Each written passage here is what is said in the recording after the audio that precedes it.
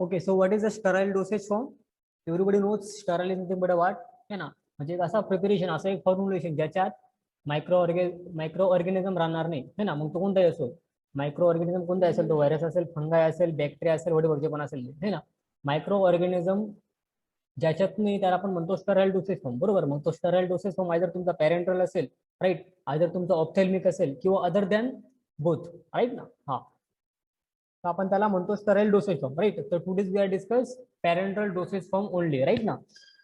बघा इथं पण दिलं sterile dosage form can be defined as the dosage form are totally free from microorganism, right ना, free from microorganism. आपण त्याला म्हणतो sterile dosage form and intended for the administration by the injection, infusion पाहिले असेल, injection पाहिले असेल, infusion पाहिले असेल, implantation पाहिले असेल, है ना, into the human and animal is called as a sterile dosage form. Example इथे दिले injection, saline, है ना, eye drop, etc etc, है ना. Okay, so what is a parenteral? आता आपण बघणार आहे पॅरेंटल डोसेज म्हणतो. Parenteral is nothing but a what? Parenteral it is a Greek word, okay. Para and enteron. Enteron it is a meaning that to avoid the intestine, है ना, म्हणजे इंटेस्टाईनला avoid करतो, है ना, आणि डायरेक्टली ब्लड्स मध्ये जातोय. It's called as a parenteral, right. Okay, so move on our next slide. What is the characteristics of the parenteral dosage form, है ना. कोणत्या कोणत्या कॅरेक्टरिस्टिक्स पाहिजे डोसेज फॉर्मची, कोणत्या पॅरेंटलची? हा, तर पहिलं आपल्या इथं आहे की प्रत्येक पॅरेंटल प्रिपरेशन, प्रत्येक पॅरेंटल फॉर्म्युलेशन, प्रत्येक पॅरेंटल प्रोडक्ट काय पाहिजे, मस्ट बी स्टराईल, है ना. स्टराईल ऑलरेडी आपण डिस्कस केले की व्हॉट इज स्टराईल.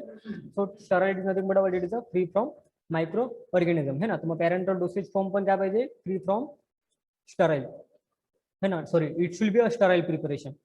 देन प्रत्येक पॅरेंटल डोसेज फॉर्म किंवा प्रत्येक पॅरेंटल प्रोडक्ट लिस्टमध्ये बी काय पाहिजे, फ्री फ्रॉम पायरोजेनिक, है ना. तर पायरोजेनिकला इन ब्रॅकेटमध्ये दिलं एंडोटॉक्सिक, है ना, त्याच्यापासून तो काय पाहिजे, फ्री फ्रॉम पाहिजे. ओके, देन थर्ड आपल्या इथं पॉईंट दिले इंजेक्टेबल सोल्युशन, है ना. इंजेक्टेबल सोल्युशन जे असतात ते काय पाहिजे, it must be from any visible particular matter, right ना. म्हणजे आपल्या निकेड आईने आपल्याला दिसते, है ना, फॉरेन पार्टिकल, एखादा पार्टिकल असेल, ब्लॅक पार्टिकल असेल, व्हाईट पार्टिकल असेल, वडेवर, है ना, किंवा प्लास्टिकचे एखादा क्रिस्टल पार्टिकल असेल, है ना, तर ते त्याच्यात नको, त्याच्यापासून ते काय पाहिजे, फ्री पाहिजे. कोणतं प्रिपरेशन, पॅरेंटल डोसेज फॉर्म आहे. कारण की एखादं पण प्लास्टिकचे क्रिस्टल जर कधी त्याच्यात राहिले, है ना, आणि it is nothing but what it is a particular matter, है ना, आणि तो जर कधी आपल्या बॉडीमध्ये जातोय, है ना. आणि परत काय सांगतो, प्रत्येक प्रिपरेशन पॅरेंटल, है ना, प्रत्येक पॅरेंटल प्रिपरेशन हा डायरेक्ट ब्लड मध्ये जातोय, ही गोष्ट लक्षात घ्या, बरोबर. आता ब्लड मध्ये जातोय ते क्रिस्टल पण इट मे बी चान्सेस की क्रिस्टल पण तुमच्या ब्लड्स मध्ये जाईल, है ना. सो दॅट्स वाय काय की ते क्रिस्टल पार्टिकल्स वेसल मध्ये जाऊन नर्स मध्ये जाऊन त्याला काय करतील, ब्लॉक करतील, है ना. तर तो ही जी रिक्स आहे हिला मिनिमाइज करण्यासाठी आपण जे फॉरेन पार्टिकल असतात किंवा विजिबल पार्टिकल असतात, है ना, तर त्याला आपण काय करतो, अवॉइड करतो, है ना. Then move on our next slide. Okay, so parenteral प्रिपरेशनला काही एक्सिपेंटची म्हणतो आपण रिक्वायरमेंट असते, है ना. एक्सिपेंटची रिक्वायरमेंट असते. आता कोणती एक्सिपेंटची रिक्वायरमेंट असते आणि का असते, इन शॉर्ट इथं दिले, है ना. To make the preparation isotonic. Preparation आता कधी आयसोटोनिक बनवायचं असेल तर आपल्याला काही आयसोटोनिक एजंट त्या प्रिपरेशन मध्ये टाकावं लागेल, कोणत्या पॅरेंटलच्या प्रिपरेशन मध्ये. ओके, आता कोण आयसोटोनिक एजंट आपण का टाकतो, कारण की आपले जे ब्लड्स असतात, है ना, तर त्याचं कॉन्सन्ट्रेशन इतकंच आयसोटोनिकचं कॉन्सन्ट्रेशन पाहिजे. That's why we are using the isotonic agent, right ना. हा, next point, to adjust the pH ला मेंटेन करण्यासाठी, पीएच ला ऍडजस्ट करण्यासाठी आपल्याला एक्सिपेंटची रिक्वायरमेंट लागते. त्यामुळे आपण पॅरेंटल प्रिपरेशन मध्ये काही इन्ग्रेडियंट टाकतो जेणेकरून आपलं पीएच आपण काय करू शकतो, मेंटेन करू शकतो, है ना. सोल्युबिलिटीला इन्क्रीज करायची, है ना. ड्रग असेल, ड्रगची सोल्युबिलिटी इन्क्रीज करायची, है ना. ऍक्टिव्ह इन्ग्रेडियंट आपण ज्याला म्हणतो एपीआय, इन शॉर्ट, है ना, ऍक्टिव्ह फार्मास्युटिकल इन्ग्रेडियंट, त्याची जर कधी सोल्युबिलिटी इन्क्रीज करायची, है ना, तर आपल्याला सोल्युबलायझिंग एजंट पण पाहिजे त्याच्यात, है ना. Then to prevent the deuteration of the active substance, right?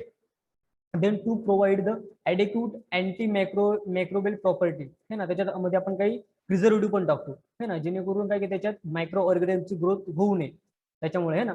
But इथं दिला but do not adversely affect in the intended medicinal action of the preparation, है ना. त्याचा पण काही रेशो असतो, त्या रेशो मध्येच आपल्याला टाकावा लागतो, है ना, जेणेकरून जास्त झालं तर काही ऍडवर्स इफेक्ट देऊ नये, कारण की हा प्रिपरेशन डायरेक्टली ब्लड्स मध्ये जाणार आहे, राईट ना. दॅट्स वाय, है ना. Then several categories of the parenteral preparation may be distinguish, है ना. काही पॅरेंटल प्रिपरेशनची आपण कॅटेगरी वेगवेगळ्या केलेल्या आहेत है ना, ते कशा ते सांगतो. First injection, everybody see how injection है ना, इंजेक्शन कसे असतं प्रत्येकाने पाहिले असेल है ना, आणि कुठं देतो ते पण माहिती असेल. देन इन्फ्युजन, इन्फ्युजन असतात, इम्प्लांट असतात है ना, इम्प्लांट पाहिले असेल, नसेल पाहिलं तर एक इम्प्लांट एक असा एक डिव्हाइस असतो राईट, त्याला आपण ऍडमिनिस्ट्रेशन करतो आपल्या बॉडीमध्ये है ना, अँड सस्टेन रिलीजसाठी 1 महिना, दीड महिने, 2 महिने, 5 महिने, 6 महिन्यासाठी आपण त्याला काय करतो आपल्या बॉडीमध्ये ऍडमिनिस्ट्रेशन करतो आणि तिथून तो ड्रग हळूहळू रिलीज होतो है ना. तो हा सुद्धा आपल्या पॅरेंटलच्या कॅटेगरीमध्ये होतो. ओके, कारण की हा सुद्धा डायरेक्टली ब्लडच्या कॉन्टॅक्टमध्ये जाणार राईट. तर हा सुद्धा प्रिपरेशन आपला फ्री फ्रॉम स्टराईल पाहिजे है ना, आणि आपण काय बघतो स्टराईल प्रिपरेशन त्याच्यामध्ये आज parenteral specially. Okay, then concentration for the injection and infusion, sorry or infusion, powder for the injection or infusion, काही पावडर्स पण असतात है ना, पहिले असतील पावडर स्पेशली याचा एक्झाम्पल जर आपला पेनिसिलिन इंजेक्शन असेल, पेनिसिलिन जी इंजेक्शन आहे ना, तर पेनिसिलिन जी इंजेक्शन पावडर जी असते ती ड्राय फॉर्म मध्ये असते आणि त्याला वॉटर वेगळा दिलेला असतो, कारण की पेनिसिलिन हा जो ड्रग आहे हा वॉटरमध्ये जास्त टाइम पर्यंत स्टेबल नसतो, जास्त काळापर्यंत स्टेबल नसतो. So that's why we are त्याला आपण काय करतो एक पूर्ण लिक्विड प्रिपरेशन नाही म्हणून त्याला काय करतो सॉलिड वेगळं ठेवतो आणि लिक्विड वेगळं ठेवतो, म्हणजे पावडरला वेगळं ठेवतो आणि लिक्विडला वेगळं वॉटरला आपण काय करतो वेगळं ठेवतो है ना. अँटीबायोटिकची तर कधी तुम्ही पहिली इंजेक्शन है ना, तर त्या इंजेक्शन मध्ये पेनिसिलिन स्पेशली पेनिसिलिनची, तर त्याच्यात तुम्हाला पावडर वेगळी बघायला भेटेल आणि वॉटर वेगळी बघायला भेटेल. मग आपण ती कधी वापरणार आहे, कधी मिक्स करणार आहे, जेव्हा ती ऍडमिशन करायची है ना पेशंटला, ज्या वेळेस आपल्याला पेशंटला ऍडमिनिस्ट्रेशन करायची त्यावेळेस आपण काय करतो ते पावडरला आणि त्या वॉटरला मिक्स करतो, शेक करतो आणि त्याच्यानंतर त्याला ऍडमिनिस्ट्रेशन करतो है ना, by the route of intramuscular है ना, सबक्युटेनस एक्सेट्रा एक्सेट्रा, कोणते कोणते रूट असतात ते पण सांगतो. ओके, जेल प्रिपरेशन पण असतात है ना, जेल प्रिपरेशन असतात, जेल फॉर द इंजेक्शन है ना, it is a sterile gel, sterile असतो म्हणजे इट्स मीन व्हॉट की त्याच्यामध्ये मायक्रो ऑर्गॅनिझम राहणार नाही, with the viscosity suitable with the viscosity suitable to guarantee a modified release of the active substance at the site of action. Okay, gel preparation पण असतात है ना, आणि ते आपण इंजेक्शनच्या थ्रू देत असतो अँड ते पण स्टराईल असतं पूर्णपणे. Okay, then move on our next slide. हा, what is the advantages of sterile dosage form है ना, some advantages are, first one is avoid first pass metabolism effect है ना, first pass metabolism effect avoid करतो. So first of all what is the first pass metabolism है ना, तर first pass metabolism जर कधी आपण ओरल टॅबलेट घेतो है ना, किंवा other dosage form are the administration by the oral है ना, तर ओरली आपण जर कधी एखादा डोसेज फॉर्म घेतो तर तो आपल्या बॉडीमध्ये पहिले लिव्हरला जाईल है ना. फॉर एक्झाम्पल जर टॅबलेट घेतो तर टॅबलेट कसे जाणार आहे, माउथ नंतर लॅरेन्स, नंतर फेरेन्स, नंतर trachea, then oesophagus, then stomach, then intestine है ना, इंटेस्टाईन मधून मग ते लिव्हर मध्ये जाईल आणि लिव्हर मधून मग ते ब्लड मध्ये जाईल है ना. तर लिव्हर मध्ये गेला drug is nothing but what it is a first pass metabolism effect है ना. तर हा काय करतो फर्स्ट पास मेटाबॉलिझम इफेक्ट काय करतो अवॉइड करतो है ना, म्हणजे त्याला काय करतो अवॉइड, म्हणजे हा डायरेक्ट कुठे जातोय तुमच्या ब्लड मध्ये, बरोबर, तुमच्या लिव्हर मध्ये जाणार नाही, स्टमक मध्ये जाणार नाही है ना. Then second advantage is some drug are the administration, spelling चुकली है ना, some drug are the administration by the oral है ना. असे काही ड्रग असतात की ते आपण ओरली घेऊ शकत नाही, बरोबर, इथं चुकले पण लक्षात घ्या की असे काही ड्रग असतात जे आपण ओरली घेऊ शकत नाही है ना. It is a difficult to administration by the oral है ना. तर आपण त्यावेळेस काय करतो असं फॉर्म्युलेशन डिझाईन करतो है ना, म्हणजे कोणतं पॅरेंटल डिझाईन करतो, जेणेकरून काय ते ओरलीने जाईल, डायरेक्ट ओरलला अवॉइड करून डायरेक्ट कसं जाईल ते ब्लड मध्ये जाईल है ना. तर ओरल डोसेज फॉर्मला आपण अवॉइड करतो. Then patient may be vomiting or the may unconscious है ना, जर कधी पेशंट ओमिटिंग करतोय किंवा बेशुद्ध असेल है ना, तर त्या कंडिशन आपण त्याला ओरल डोसेस पण देऊ शकत नाही है ना. ओमिटिंग करतोय तो म्हणजे इट्स मीन काय की टॅबलेट दिली पण परत काढेल, मग फायदा नाही त्याचा है ना, कारण की जोपर्यंत टॅबलेट है ना, टॅबलेट मध्ये काय राहणार ड्रग राहणार, बरोबर. आता जोपर्यंत ड्रग तुमच्या बॉडीमध्ये तुमच्या ब्लड मध्ये जाणार आहे तोपर्यंत तुम्हाला ऍक्शन भेटणार नाही है ना. पण जर कधी ओमिटिंग करून तो जर कधी ड्रग बाहेर काढतोय म्हणजे टॅबलेटला बाहेर काढतोय तोपर्यंत त्याला रिझल्ट भेटणार नाही, बरोबर. किंवा पेशंट बेशुद्ध असेल, बरोबर, बेशुद्ध असेल तर त्याला आपण देऊ शकणार नाही ओरल डोसेज फॉर्म है ना. मग ते आयदर पावडर असेल, आयदर टॅबलेट असेल, आयदर सोल्युशन असेल, आयदर इमल्शन असेल है ना, वडेवर जे पण असेल ते, मग त्या कंडिशन आपण असा डोसेज फॉर्म डिझाईन करतो की जेणेकरून त्याला आपण डायरेक्ट इंजेक्शन देऊन किंवा सलाईन सोडून त्याला काय करणार आहे तो ड्रग त्याच्या बॉडीमध्ये आपण पोहोचवणार आहे, राईट ना. हा, सो त्याच्यासाठी हा डोसेज फॉर्म आपण डिझाईन करतो, पॅरेंटल डोसेज फॉर्म, कधी जेव्हा पेशंट ओमिटिंग करत असेल किंवा अनकॉन्शियस कंडिशन मध्ये असेल तेव्हा है ना. Fast onset of action. Why, how, तर कसं की जर कधी for example any oral tablet, any oral dosage form you will be taken by the orally, right now. So that condition the drug maybe goes by the your mouth, intestine, etc etc, है ना. तर तो जो step आहे ना, from mouth, pharynx, larynx, trachea, stomach, then intestine, मग liver मध्ये जाईल. तर ही स्टेपला काय करतो, मिनिमाइज करतो, टोटली काय करतो, मिनिमाइज करतो, म्हणजे डायरेक्ट पुढे जातो ब्लड मध्ये, है ना. तर म्हणजे तो काय करेल, फास्ट ऍक्शन देईल as compare to the only as compare to the oral dosage form. मग सस्पेन्शन असेल, इमल्शन असेल, राईट ना. जसं सस्पेन्शन कधी आपण घेतलं तर सस्पेन्शन पण fast onset of action देतो, है ना. पण कोणापेक्षा, फक्त टॅबलेट पेक्षा. आपण इंजेक्शन लायला कम्पेअर करू शकत नाही, राईट ना. कारण की ते जरी सोल्युशन आहे तर त्याला ऍब्झॉर्ब व्हावं लागेल आधी. ऍब्झॉर्ब झाल्यानंतरच तो पुढे जाणार आहे, ब्लड मध्ये जाणार आहे ना. जसं टॅबलेट लागा पहिले ब्रेकडाऊन व्हावं लागतो, बरोबर, नंतर त्याचं सोल्युशन बनतं, बरोबर, मीडियामध्ये जातो, है ना. तो मीडियामध्ये गेल्यानंतर आपला जो JIT जो मीडिया असतो त्याच्यामध्ये ती टॅबलेट जाईल, मग ती त्याचं मिश्रण बनेल, एक लिक्विड बनेल. तेव्हा पण ऑलरेडी आपण इमल्शन घेतो, सस्पेन्शन घेतो, सिरप घेतो, it is a liquid dosage form. मग त्या ठिकाणी डिसइंटिग्रेशन फॅक्टर राहणार नाही, है ना. त्याच्यामुळे ते onset of fast action as compare to the tablet पेक्षा जास्त राहील. पण लिक्विड डोसेज फॉर्म पेक्षा पण जास्त फास्ट ऑफ ऍक्शन देणारे एकच प्रिपरेशन आहे ज्याला आपण म्हणतो parenteral dosage form. Okay, then next one आपला आहे, this route is give the quick response to the emergency situation, है ना. इमर्जन्सी सिच्युएशन कधी असतील, फॉर एक्झाम्पल एखाद्याचा ऍक्सिडेंट झाला असेल, लॉट्स ऑफ ब्लड काय झालं असेल, लॉस झाला असेल, मग त्या कंडिशनला आपल्याला त्याचा ब्लड ब्लॉक होण्यासाठी आपल्याला टॅबलेट देऊन उपयोग नाही, कारण की टॅबलेट खूप काळानंतर, खूप टायमानंतर काय देईल, ऍक्शन देईल. मग त्या कंडिशन आपल्याला क्विक रिस्पॉन्स पाहिजे. मग त्या टाइमला एक तर आपण इन्फ्युजन वापरणार आहे, म्हणजे आपला इंट्राव्हेनस सलाईन वगैरे, किंवा मग आपलं इंजेक्शन. ओके, हा, हे काही त्याचे ऍडव्हान्टेजेस होते. आय होप तुम्हाला कळालं असेल, नसेल कळालं तर मेसेज ड्रॉप करा, 100% सांगेल तुम्हाला. Okay, then move on our next slide.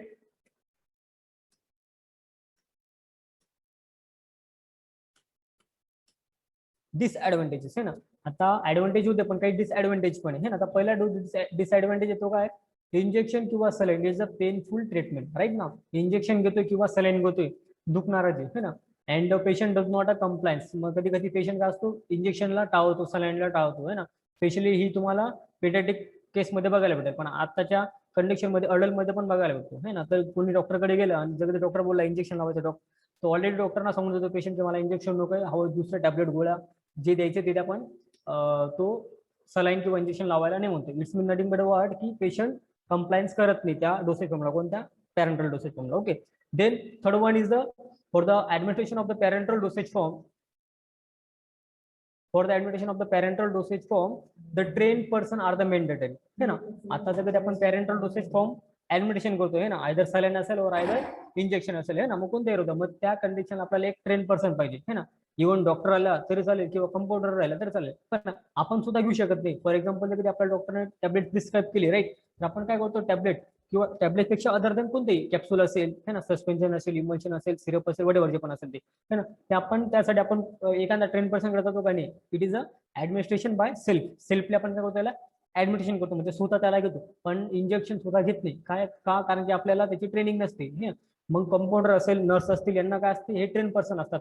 मग त्यांच्याकडनं आपण काय करतो, पॅरेंटल डोसेज फॉर्म ऍडमिनिस्ट्रेशन करत असतो, राईट. हा त्याचा थर्ड डिसएडव्हान्टेज आहे. आपला चौथा जो disadvantage, it is difficult to save the patient when over dose is given him. म्हणजे फॉर एक्झाम्पल जर कधी इंजेक्शन ओव्हरडोस झालेले, बरोबर, पॅरेंटल डोसेज फॉर्म मध्ये कधी आपण इंजेक्शन घेतलं किंवा सलाईन घेतलं, वटेवर जे पण असेल ते जर कधी ओव्हरडोस झाले असेल तर तिकून त्या केसला मिनिमाइज करणं खूप कठीण असतं, खूप डिफिकल्ट असतं. हा त्याचा डिसएडव्हान्टेज आहे, पण कोणाचा, पॅरेंटल डोसेज फॉर्मचा, राईट ना. देन आपला पाचवा जो आहे, मोर एक्सपेन्सिव्ह अँड कॉस्टली. हा का असतो, खूप महाग असतो, है ना. इंजेक्शन घ्यायला गेलो, जर इंजेक्शन कधी घ्यायला गेले ते काय असतं, ते खूप महाग असते, है ना. सो दॅट्स वाय हा त्याचा डिसएडव्हान्टेज आहे, कारण की मेडिसिन्स वगैरे असतात ते म्हणजे फॉर एक्झाम्पल टॅबलेट कॅप्सूल जर असेल ते खूप स्वस्त भेटते, पण इंजेक्शन कॉस्टली असते, है ना. देन स्टरिलायझेशन इज अ नेसेसरी, 100% स्टरिलायझेशन करणं नेसेसरी असतं, इम्पॉर्टंट असतं, मेंडेटरी असतं, है ना, for the parenteral dosage form. मग तो तुमचं हे असेल, लिक्विड असेल, सॉरी स्मॉल व्हॉल्यूम पॅरेंटल असेल किंवा लार्ज व्हॉल्यूम पॅरेंटल असेल, इट्स मीन सलाईन असेल किंवा तुमचं इंजेक्शन असेल, त्याला स्टेरिलाइज करणं इम्पॉर्टंट असतं, है ना. प्रत्येक प्रोडक्शनला, प्रत्येक ज्या ठिकाणी तुमचं पॅरेंटल किंवा तुमचा स्टराईल डोसेज फॉर्म बनतोय त्या इंडस्ट्रीमध्ये तुम्हाला स्टेरिलायझेशन करणं इट इज अ मेंडेटरी है ना. प्रत्येक रेग्युलेटरी बॉडीज कंपल्शन करतं है ना की स्टरिलायझेशनच पाहिजे, प्रिपरेशन जी पाहिजे ते स्टरिलाइज पाहिजे. Okay, then move on our next slide, ज्याच्यामध्ये आपल्याला दिलं की पॅरेंटल रूट है ना, कोणते कोणते पॅरेंटल रूट्स असते ज्याच्याने आपण ऍडमिनिस्ट्रेशन करणार आहे ना. So drug may be injected in to the almost any organ और any area of the body है ना. इंजेक्शन आपण कोणत्याही पार्टने देऊ शकतो, कोणत्याही ऑर्गनने देऊ शकतो आपल्या बॉडीतल्या है ना, इन्क्लुडिंग द जॉईंट्स. बरोबर, joints fluids area, spinal column मध्ये पण आपण इंजेक्शन देतो, स्पायनल फ्लुइड्स. देन आर्टरीज मध्ये पण आपण इंजेक्शन देतो, वेन्स मध्ये आपण इंजेक्शन देतो, मसल्स मध्ये आपण इंजेक्शन देतो. आपल्या जे इपिडर्मिस, डर्मिस, हायपोडर्मिस, सबक्युटन्स इथं पण आपण इंजेक्शन देत असतो, वेन मध्ये आपण इंजेक्शन देत असतो. So it is a various route for the administration of parenteral dosage form. Okay, skin मध्ये देतो, अंडर द स्किन है ना, lots of organ are there, lots of area are there in the body है ना for the administration of the parenteral dosage form है ना. तर हे होते त्याचे ऍडमिनिस्ट्रेशनचे कोणते कोणते रूट्स आहेत है ना, ऑलमोस्ट सगळे आहेत. प्रत्येक मी तुम्हाला बोललो है ना कोणते कोणते असतात काय असतात लक्षात घ्या. आणि ऑलरेडी तुम्ही पहिले पण असेल, सलाईन वेन मध्ये देतात, इंजेक्शन मसल्स मध्ये देतात, हे दोन तुम्ही ऑलरेडी पाहिले असेल है ना. इम्प्लांटेशन पाहिले असतील है ना, नसेल पाहिलं तर युट्यूबला जा, युट्यूबला तुम्हाला भेटेल. किंवा इमेजेस बघा, इमेजेस टाकले नाही आज है ना. ते इम्प्लांटेशन एक डिव्हाइस असतो ज्याच्यामध्ये आपला मेडिकामेंट असतो राईट, आणि आपण ते करतो आपल्या बॉडीमध्ये त्याला इन्सर्ट करतो है ना, बॉडीच्या पार्टमध्ये आपण इन्सर्ट करतो आणि तिथून जो ड्रग असतो तो हळूहळू रिलीज होतो है ना. आणि सस्टन टाइप्स असतो तो, अँड 2-3 महिने त्याचा रिलीज भेटत असतो, and it is a totally sterile है ना. तो काय असतो, पूर्णपणे स्टराईल असतो, फ्री फ्रॉम मायक्रो ऑर्गॅनिझम असतो. Okay, then move on our next slide. हा, आता ही डायग्रामॅटिकली दिले है ना, जे ऑलरेडी मी तुम्हाला आधी बोललो की कोणते कोणते रूट्स असतात तिथे डायग्रामॅटिक दिलेले.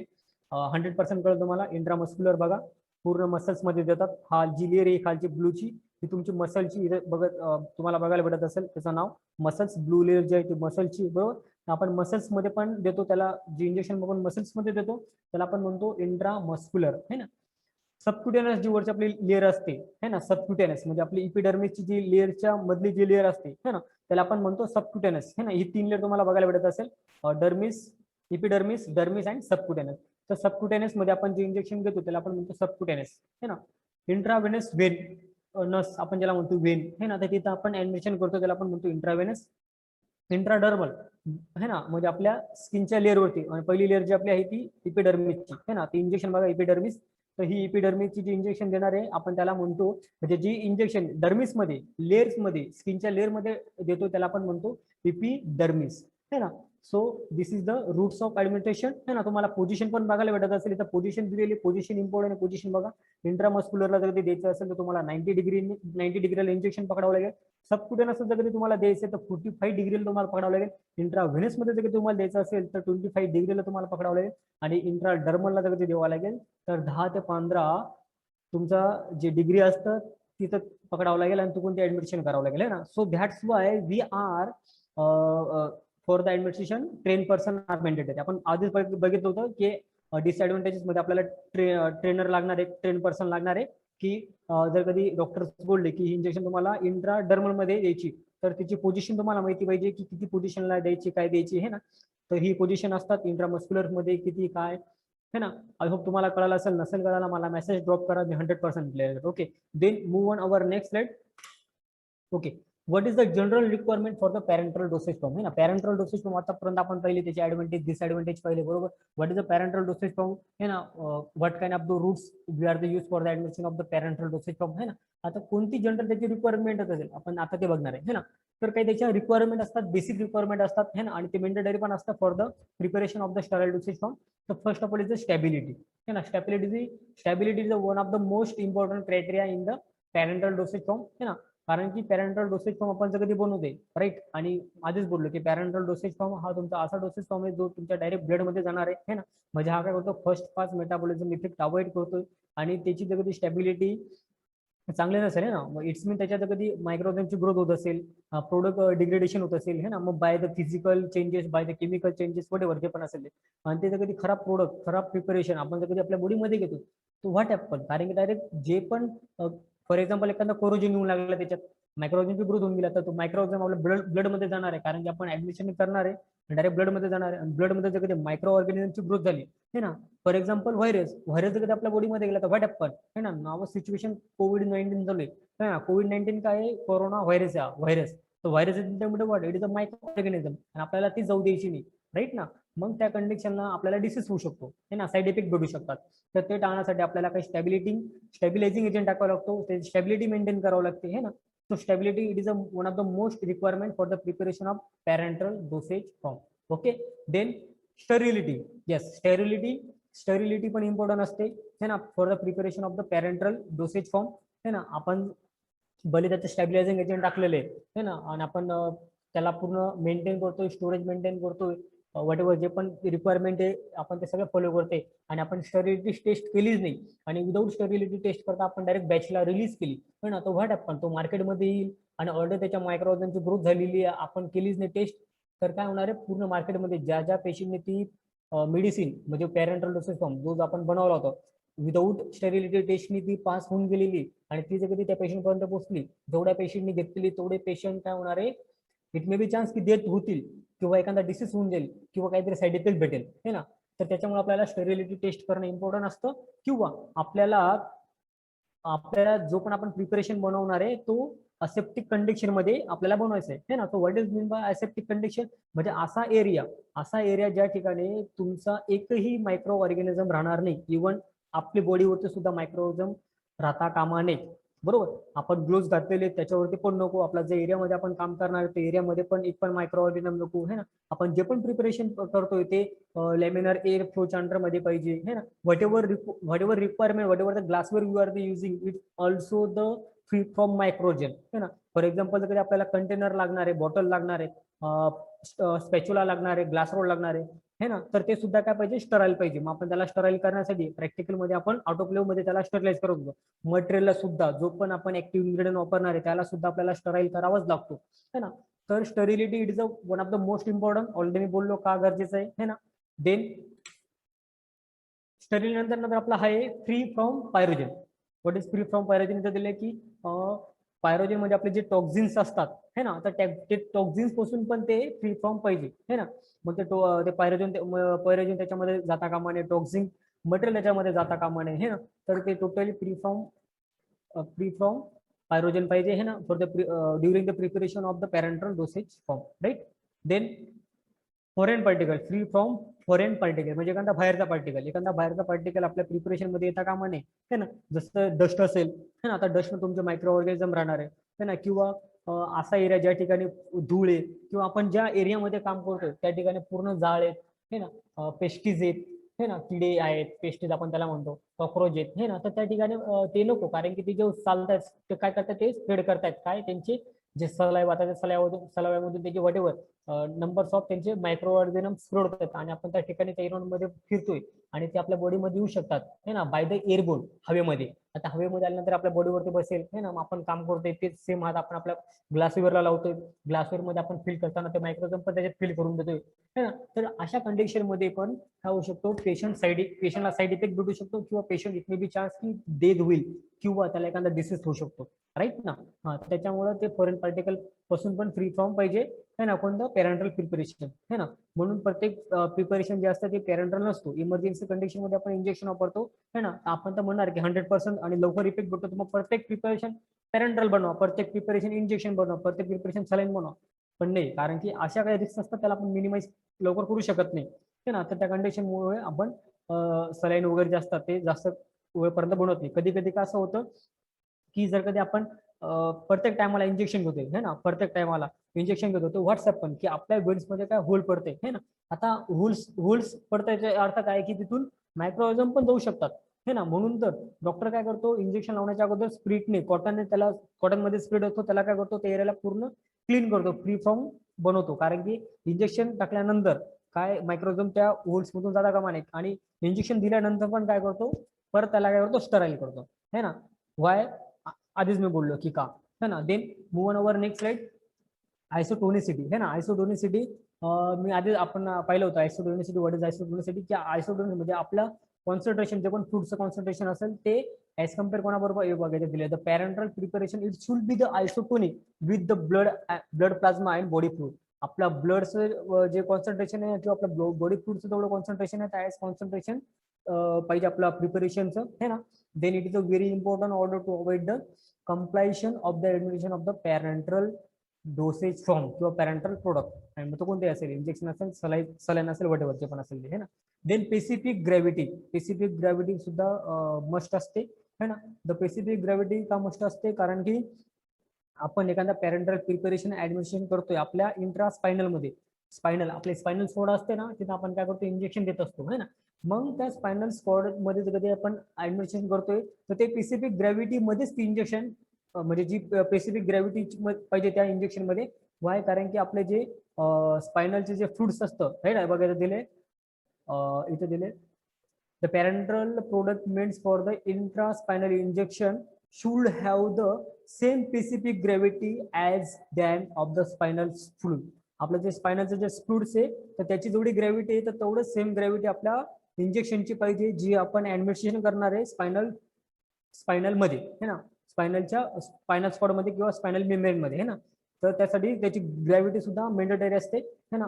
ग्रॅव्हिटी मेंटेन करणं किंवा कमी जास्त ग्रॅव्हिटी झाली तिच मे बी चान्स की अजून काहीतरी होऊ शकतो है ना. Then chemical purity also important है ना. केमिकल प्युरिटी काय इम्पॉर्टंट असतं, the parenteral product should be free from chemical purity और should be within the certain limit as the specific in the monograph of the preparation of in the pharmacopoeia है ना.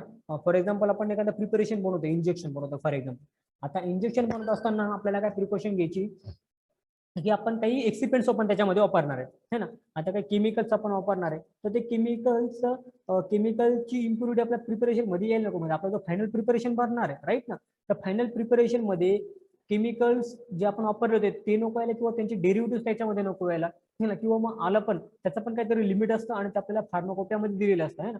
Whatever म्हणजे जे पण company for example तिकडे domestic company असेल तर domestic company कोणता रेग्युलेटरी अफेअर करणारे CDSO म्हणजे सेंट्रल स्टँडर्ड कंट्रोल ऑर्गनायझेशनच्या गाईडलाईन्स नुसार काय करतात ते फॉलो करतात. IP फॉलो करणार आहे. IP मध्ये ज्या केमिकल आपण जे वापरलेले आहे ना व्हॉटएव्हर जे पण आपण प्रिपरेशन बनवतोय हे ना, तर त्याच्यामध्ये त्या केमिकलची जे कधी प्युरिटी त्या लिमिटमध्ये दिली असेल आणि त्या लिमिटमध्येच असेल तर तेव्हाच तो प्रिपरेशन जे असेल तो पास होतो तेव्हाच तो मार्केटमध्ये येतो है ना. आणि जर कधी त्याच्यापेक्षा जास्त असेल तर तो प्रिपरेशन म्हणजे ती बॅच पूर्णपणे फेल होते है ना.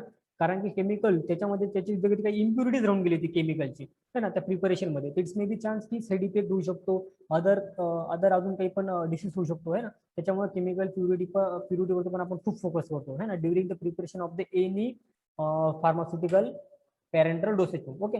देन पर्टिक्युलर मॅटर है ना, म्हणजे असे अनवॉन्टेड जे आपण म्हणतो ना अनवॉन्टेड मोबाईल इन्सुलेबल मॅटर, म्हणजे असे आपल्याला कळत पण नाही काही असे जे आपले मॅटर असतात है ना इन्सुलेबल म्हणजे जे सुलेबलच होत नाही है ना. किंवा एखादे एअर राहून गेली, एअर प्रिपरेशन मध्ये एअर राहिली है ना, म्हणजे गॅस बबल राहिला है ना, तर ते पण खूप मॅटर करतात है ना. किंवा मग त्याची जर कधी पार्टिकल साईज असेल है ना व्हॉटएव्हर जे पण जो सुलेबल नाही झालेला आहे है ना, किंवा मग ग्लोबलची जी साईज असेल त्याची गॅसची तर त्याची पण साईज जी असते ती ॲज लेस पाहिजे, म्हणजे ॲज कम्पेअर टू द म्हणजे RBCची जी साईज असते सेलची त्याच्यापेक्षा कमी पाहिजे, त्याच्यापेक्षा जास्ती नको है ना. जर कधी जास्ती राहिली तर what happen, it may be chance not, it may be not chance, it 100% chance की आपली जी ब्लडची जी वेसल्स आहे त्याला काय करेल तो ब्लॉक करेल है ना. तुम्हाला माहिती आहे जर कधी वेन ब्लॉक झाले तर व्हॉट हॅपन है ना. Then move on our next slide, ज्याच्यामध्ये आपल्याला टाइप्स दिलेले आहेत है ना की कोणते कोणते टाइप्स असतात पॅरेंटल डोसेज फॉर्मची. तर त्याच्यात मी वेगवेगळे क्लासिफाय केलेले फक्त क्लासिफिकेशन वरती लक्षात द्या. आता आपण जे क्लासिफाय करतोय तो पॅरेंटल डोसेज फॉर्मला त्याची जे पॅरेंटल डोसेज फॉर्म त्याची आपण टाईप बघतो इथं है ना. तर टाईप्स मध्ये मी पहिले 2 मेजर क्लास पडून दिलेले है ना. तर पहिला आपला जो क्लास असतो तो स्मॉल व्हॅल्यूम आणि दुसरा जो असतो आपला लार्ज व्हॅल्यूम बरोबर. तर स्मॉल व्हॅल्यूम आणि लार्ज व्हॅल्यूम आपण बेसिकली 2 क्लास इथं पाडलेले आहे ना. तर स्मॉल व्हॅल्यूमचं एक्झाम्पल जर कधी कोणी विचारलं तर तुमच्या लक्षात पाहिजे की स्मॉल व्हॅल्यूम म्हणजे काय इंजेक्शन, म्हणजे काय इंजेक्शन हा एक असा प्रिपरेशन आहे ज्याच्यामध्ये व्हॅल्यूम कमी राहणार आहे बरोबर आहे ना. इंजेक्शन मध्ये व्हॅल्यूम कमी असतो लिक्विडचा बरोबर, सलाईन मध्ये काय असते जास्त असते. इंजेक्शन हार्डली 5, 10, 15 पर्यंत ml पर्यंत असते, पण सलाईन 25, 50, 100 ml ची असते है ना. तर त्याच्या बेसिसवर, त्याच्या व्हॅल्यूमच्या बेसिसवरती आपण त्याला काय केलेले, 2 क्लास पडून टाकलेले, लार्ज व्हॅल्यूम आणि स्मॉल व्हॅल्यूम. है ना. बुकमध्ये नसेल तर जास्त टेन्शन नका घ्या, it is a very easy आणि तुम्हाला माहितीच पाहिजे. है ना. आणि बाकीचे अजून क्लासिफिकेशन असतात, त्याच्यामध्ये आपण सोल्युशन म्हणतो. है ना. सस्पेन्शन असतात, काही पॅरेंटल डोसेज फॉर्म, इमल्शन असतात. त्याचं एक्झाम्पल आपण दिले ते क्लोरामफेनिकॉल, राईट. सॉलिड असतात, सॉलिडचं पण मी एक्झाम्पल ऑर्डर दिलं. है ना. सॉलिड काय असतो, बेन्झिल पेनिसिलिन जी सोडियम इंजेक्शन, म्हणजे पेनिसिलिनचे जे इंजेक्शन असते ते पावडर फॉर्म मध्ये राहते, बरोबर. आणि ते पावडर फॉर्म मध्ये असते का, कारण की त्याला जर कधी आपण पहिलेच प्रिपरेशन आपण जर कधी करून टाकलं त्याचं वॉटर बरोबर, है ना, किंवा अदर व्हेकल जे पण असेल, वॉटर असेल किंवा नॉन अल्केस असेल, वॉटर जे पण असेल, स्पेशली वॉटरमध्ये. तर वॉटरमध्ये त्याची स्टॅबिलिटी जास्त नसते, कोणाची, पेनिसिलिनची. स्टॅबिलिटी म्हणजे काय, की एकदा प्रिपरेशन बनलेले तर ते 48 आवर्सच्या मध्ये त्याला इंजेक्शनला काय करावं लागेल, ऍडमिशन करावं लागेल, बरोबर. आता 48 आवर मध्ये ऍडमिशन होणं जरा इम्पॉसिबल आहे, कारण की ती मॅन्युफॅक्चरिंग होईल, बरोबर. नंतर ती मार्केटमध्ये येईल, नंतर तो पेशंटला भेटेल, मग तो पेशंट जाऊन घेईल. तर एवढ्या टायमामध्ये तिथे एक्सपायर होऊन जाईल. एक्सपायर म्हणजे काय, त्याची शेल्फ लाईफ खराब होऊन जाईल, म्हणजे त्याची स्टेबिलिटी, तो स्टेबल राहणारच नाही प्रोडक्ट, है ना. डिग्रेडेशन होऊन जाईल, डिकम्पोज होऊन जाईल, म्हणजे त्याचा नेचर चेंज होईल टोटली. मग त्या कंडिशन आपण त्याला सॉलिडला वेगळं ठेवतो आणि लिक्विडला वेगळं ठेवतो, है ना. जेणेकरून मग काय की त्याचं स्टॅबिलिटी जरा वाढेल. मग आपण त्याला कधी देतो, ज्या टायमाला पेशंटला द्यायची, है ना, ज्या टायमाला पेशंटला ऍडमिनिस्ट्रेशन करते त्यावेळेस आपण त्याचा काय करतो, प्रिपरेशन करतो, है ना. तुम्ही पाहिलं असेल इन पेशंट मध्ये, म्हणजे आपण म्हणतो आयपीडी, है ना. तर जे ऍडमिटेड पेशंट असतात त्यांना जर कधी इंजेक्शन द्यायची, तर मग काय करतो आपण, ती इंजेक्शनला, ती पावडरला काय करतो, आणि त्याचा जो स्टराईल डोसेज फॉर्म असेल, स्टराईल वॉटर असेल, है ना, तर त्या स्टराईल वॉटरला इंजेक्शन मध्ये आपण फिल करतो, आणि ती इंजेक्शन मध्ये फिल झालेलं स्टराईल वॉटर ते आपण व्हाईल्स मध्ये टाकतो. ज्या व्हाईल्स मध्ये आपली पावडर असते, है ना, पेनिसिलिनची, त्याच्यात टाकतो. नंतर ते व्हाईल्स आपण शेक करतो, प्रॉपरली मिक्स करतो.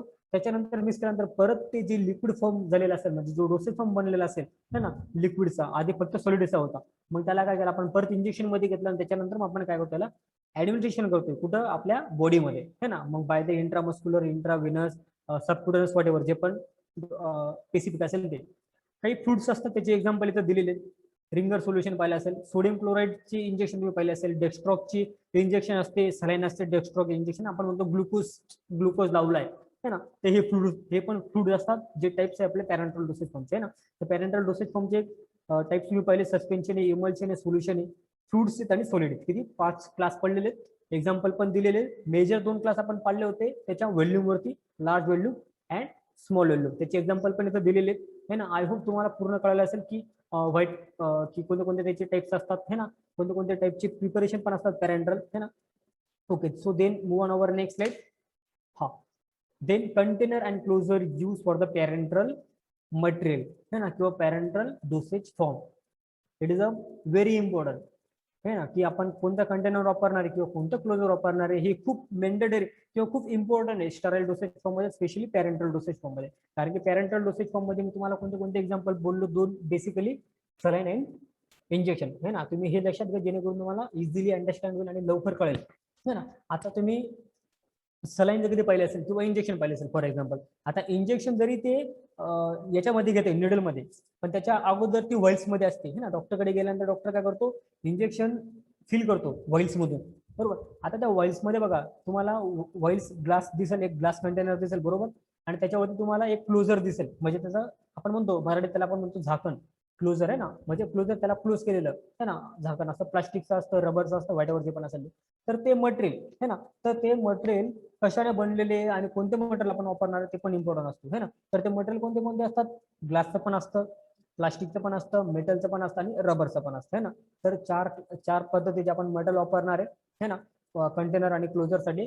ग्लास पण कधी कधी राहतो, कधी प्लास्टिक पण राहतं, कधी मेटल पण राहतं, कधी रबर पण राहतं. ग्लासची तुम्ही बॉटल पाहिली असेल आणि रबरचं तुम्ही क्लोजर पाहिले असेल. आणि प्लास्टिक जे म्हणतोय, तर प्लास्टिक जे असते तुमची सलाईन सोल्युशन मध्ये बघा, सलाईन सोल्युशन जे असते ते प्लास्टिकचे असते, है ना. मेटलची राहिली तर मेटलला आपण काय करतो, आपले जे इंजेक्शन असते, है ना, तर नवीन जेव्हा इंजेक्शन आपण परचेस करतो, तर ते इंजेक्शन वरती आपले काय राहणार आहे, रबरची काय राहणार आहे, क्लोजर राहणार, आणि त्याच्यावरती आपण मेटलने त्याला सील केलेलं असतं, है ना. मग डॉक्टर जेव्हा त्याला लागणार तेव्हा ते सील काढतो आणि मग त्या रबर मधून इंजेक्शन टाकून त्याला फिल करत असतो. तर हे काही मटेरियल असतात जे आपण वापरतो, है ना, पॅरेंटल डोसेज फॉर्म बनवल्यानंतर, फिलिंग करण्यानंतर, त्याला पॅकिंग करण्यासाठी.